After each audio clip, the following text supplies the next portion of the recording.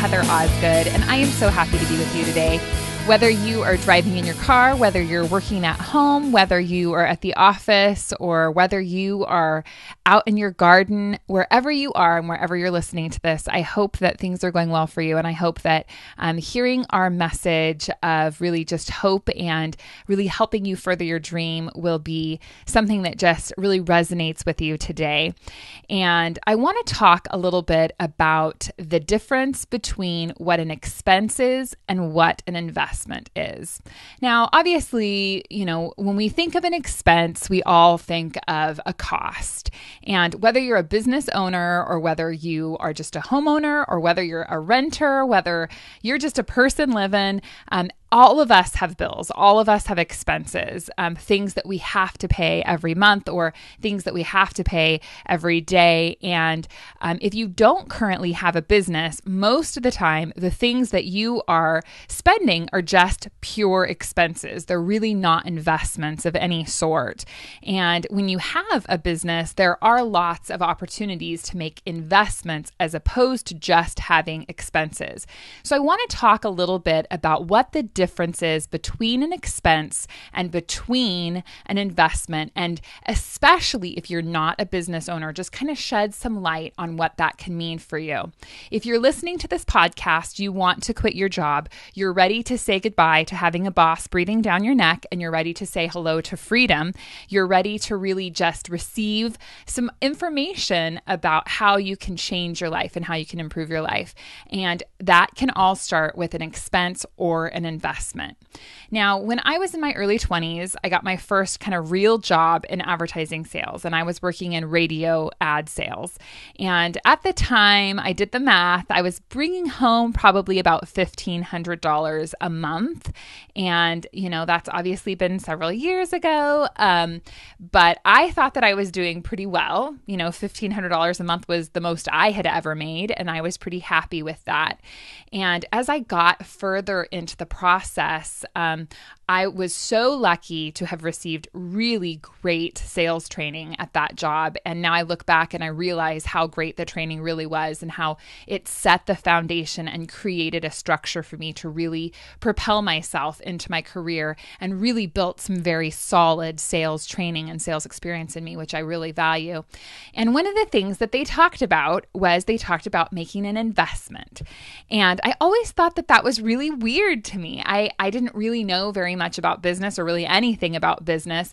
And so as we're going through all of the different, options of, what the client might be able to buy, I would say, so what does this one cost? And what does that one cost? And one of the training tips that I received was that you should never, ever refer to this as a cost because it's not a cost for the business. It's an investment for the business. Now, along with kind of that tip, I received many, many tips about how what I said could change the way someone acted and really could make them either decide to buy or not buy. And when I talked to these business owners, almost without exception, people would say, well, how much does it cost? That's kind of the word. That's what always comes out of people's mouths. When you're talking to them about purchasing anything, the first thought that comes to everyone's mind, I think, is how much does it cost? And the cost is always such a big factor. And what I learned is that cost is only a really big factor if you haven't built any value. If they see that there's value in it and they see that they can make this purchasing decision and it's going to add value to their business, then they really don't look at it as a cost anymore. They look at it as an investment. Now, as I began getting started in my first month, my second month, within like the first 3 to 6 months, I still really was struggling with it. I had these business owners, I was going in and I was asking them to spend easily $1,000, if not more than $1,000. I think the cheapest package I ever sold was $500, and that really wasn't a great package. Really, you needed to sell them at $1,000 or above.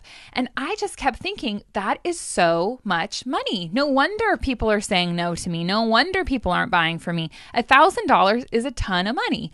And the reason $1,000 was a ton of money to me was because I was bringing home $1,500.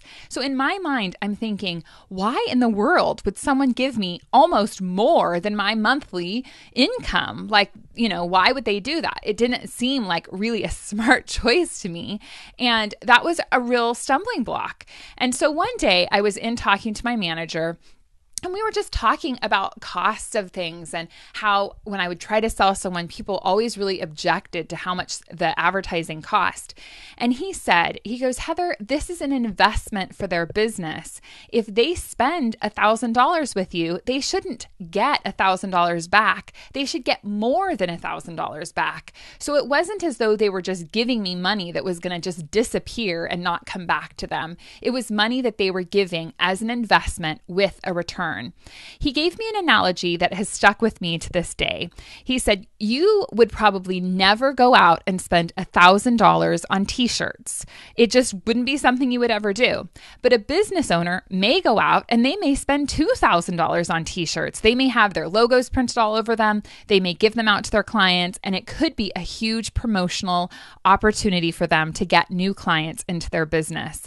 You can't look at an expense from a personal income and an expense from a business in the same way. Most individuals do not have investments that they can make besides your personal, possibly retirement account, or if you are obviously investing in the stock market. Those are investments that you're making. And the reason that they're investments is because the idea, the hope is that $1,000 that you may invest in the stock market isn't going to be returned to you as $1,000. It's going to be returned to you as a lot more than $1,000. And so there are a few, obviously, opportunities as an individual to invest. But every day in your day-to-day life, when you go out and you buy clothes, when you go out and buy a new couch, if you decide that you want to, maybe buy a new car, those aren't investments. Those are expenses for you. The only investments, like I said, that you could make are in the stock market, maybe redoing something in your house, putting on a new roof, maybe getting new siding. That is an investment in your home because that money is going to be returned to you. So it's really important when you're thinking about money going out, what category are you putting it in? And if you're not a business owner, chances are you maybe aren't thinking about expenses as investments. You're thinking of them as expenses. And I'll go into exactly what I mean by that in just a minute here. The other analogy or story that I wanted to share with you today was my gym membership. Now, I have been working out for a little over a year now, and I am just absolutely addicted to it. And all of this came about because at the beginning of 2014, I decided that I really wanted to get in shape. I'm getting on toward 40, and I'm like, okay, this is it. If I'm ever going to be in shape, now is the time. I have to jump in and do something. I had a gym membership at our local gym for many months. I think it was about 3 years that I had the membership. And we paid $75 a month, and it was a membership for myself and my husband. And we never, ever went to the gym. As many Americans do, we signed up for a gym membership. We really weren't that happy with the gym. We weren't really happy with the classes that were offered, and we just never went. We would go a couple times, we went a couple times, late at night and ran on the treadmill, and, it just didn't really ring my bell. I didn't really love it. And I'd obviously had that experience in the past where I had joined gyms. I've joined gyms where I went one time and I had a membership for years and went one time. So I decided now was the year, 2014 was the year I was going to make a change in my life. And so I decided that I was going to cancel the gym membership and I was going to get a personal trainer. Now in my mind, I was thinking, I'm paying $75 a month for a gym membership for two of us. I should be able to pay about $100 a month for a personal trainer for myself, even if I just work out a couple times a month. If the personal trainer can tell me exactly what to do and kind of create a roadmap for me to success, that'll be great. So I live in a relatively small town, not a whole lot of choices here, but there was a gym that I knew of that specialized in personal training. And so I made an appointment and I went down and I talked to the owner about the options that were available. And I was absolutely shocked at the cost. I had no idea how much it would be.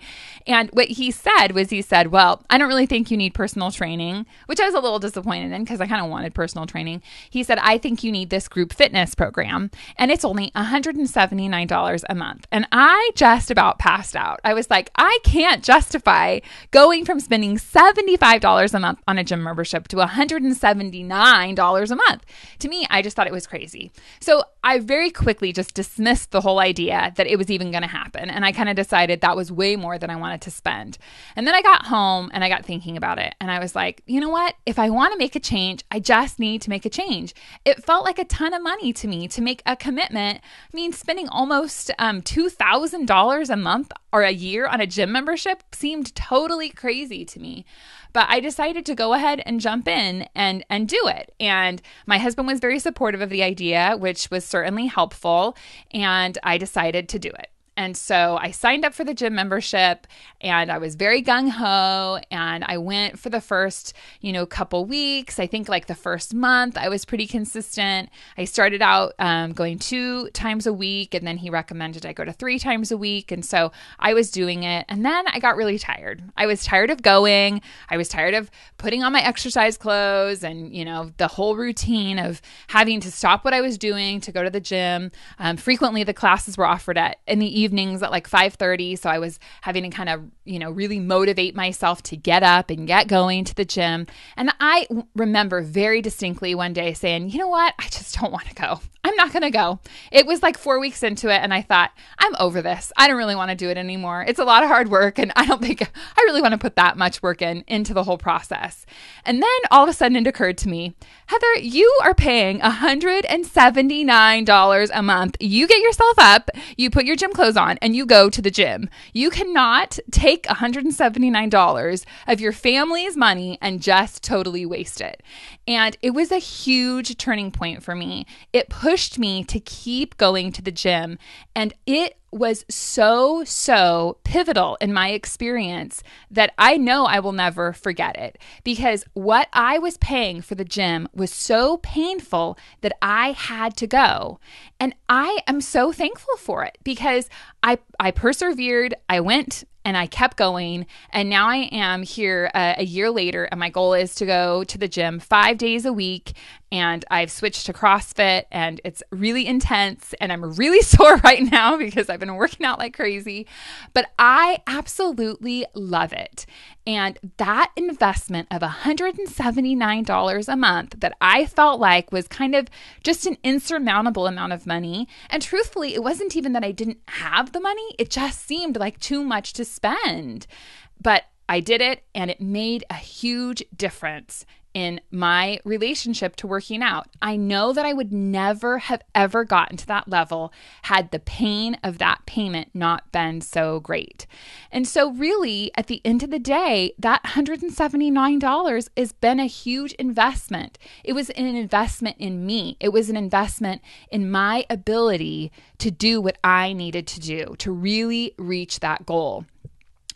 And so I just want to bring it around to you right now. And I want you to really think about where you're at in your life. If you're at a place where you really are serious about quitting your job and starting a business, you really need to examine the steps that you're taking and the investments that you're making in creating this business.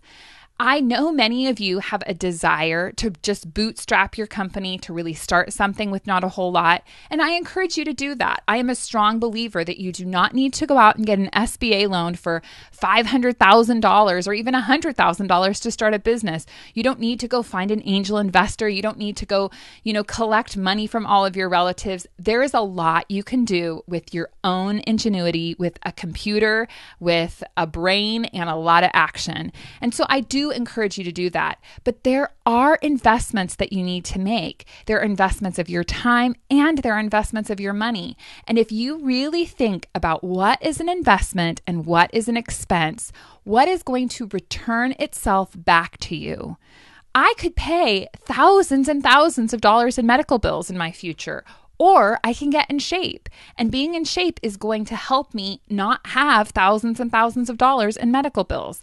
And hopefully it's going to help me live longer. It's going to give me more stamina. It's going to make me feel better every day in every way, because I got up and went to the gym at 6 a.m. this morning. That is an investment that I'm making in myself. And in the same way, I want you to really examine the investments that you're making in your business. Where is your commitment level? Where is your desire to really get out there and say, I'm going to make this happen? Whether that be hiring a personal coach, whether that be getting the technology and the computers that you need, maybe the software that you need to make something happen, whether it be really investing in the right kind of inventory or the right product development, somewhere along the way, there is going to be an investment that you need to make in yourself and in your business. So I want to encourage you to just examine every dollar, every proposal that comes at you, and really think about, how is this going to return itself to me? And will this money come back to me, not only return in full, but also beyond that? There are lots and lots of investments that you can make to really propel yourself to the next level. So get out there and really examine what you're doing, take that leap of faith, and I look forward to talking